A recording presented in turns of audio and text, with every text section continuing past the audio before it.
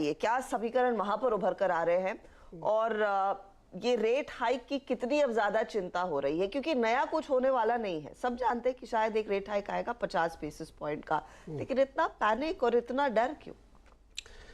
Rate hike के साथ साथ अब रिसेशन का डर और इसके लिए बहुत सारे सपोर्टिंग नंबर्स भी हैं, तो इसलिए बाजार की चिंता ज़्यादा बढ़ गई है कि एक तो रिसेशन का डर बढ़ता जा रहा है और ऊपर से रेट हाइक भी आएगी।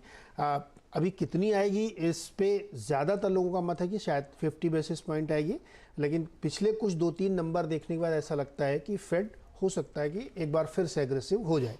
तो ये डर इसलिए और ज़्यादा इंटेंसिफाई हो रहा है। अब इसको थोड़ा समझते हैं। कल दो चीज़ें बड़ी इंपॉर्टेंट अमेरिका में हुई।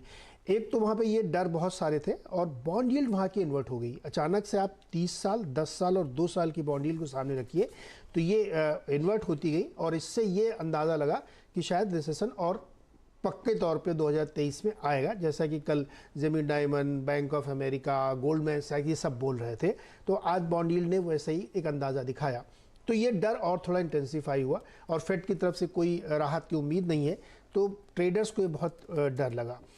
दूसरा ये कि जनवरी में ही आप देखेंगे जब उनके Q4 के नंबर्स आएंगे ना, तो वो आपको एक्चुअल रिफ्लेक्शन दिखेगा कि जो पिछले 3-4-6 महीनों में जिन्होंने ले ऑफ किए हैं या सेल्स कम हुई है, कंज्यूमर सेंटिमेंट गिरा, उसका इम्पैक्ट कितना उसको दिखता है।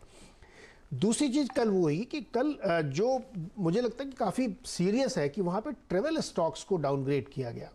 सारे जितने बड़े बड़े ट्रेवल स्टॉक्स थे सबको डाउनग्रेड कर दिया और उसकी वजह से उनमें तेज़ बिकवाली देखने को मिली। आप एक्सपीडिया को देखिए, आप एयरबीएनबी को देखिए, आप बुकिंग को देखिए, ये सब गिरे और 5-6% तक गिरे। मॉर्गन स्टैनली ने तो 30% टारगेट कट कर दिया एक्सपीडिया का। अगर ग्लोबल ट्रेवल के स्टॉक्स को आप डाउनग्रेड कर रहे हैं, मतलब आप सेंटिमेंट को हर्ट कर रहे हैं कि आपको ऐसा लग रहा है कि शायद लोगों का मूवमेंट रुकेगा, स्पेंडिंग रुकेगी और ये रिसेशन के साफ संकेत देखने को मिलते हैं।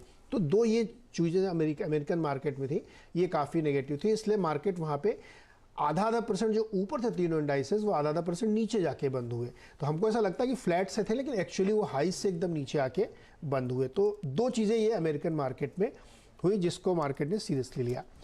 तीसरी चीज़ हुई चाइना में। चाइना में एक तरफ तो लगातार वो ओपन अप कर रहे हैं, अंडर प्रेशर है, इसमें कोई शक की बात नहीं कि वो पैनिक मूवमेंट में सब कुछ खोल रहे हैं, कोई दिक्कत नहीं है, आप लोग बाहर निकलिए, नेगेटिव RT-PCR की ज़रूरत नहीं है। तो वो उनको प्रेशर दिख रहा है कि इकॉनमी में दिक्कत आ रही है, इसलिए वो उसको करने जा रहे हैं।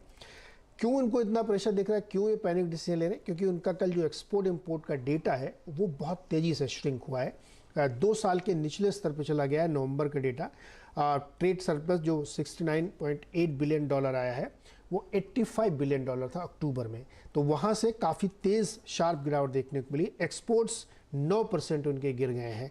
चाइना का एक्सपोर्ट गिरना मतलब आप समझिए क्या हो रहा है। तो ये जो नंबर्स है इसकी वजह से थोड़ा मार्केट को और डर लगा कि नहीं, चाइना में भी दिक्कत आ रही है और क्रूड इसीलिए इन सारे नंबर्स और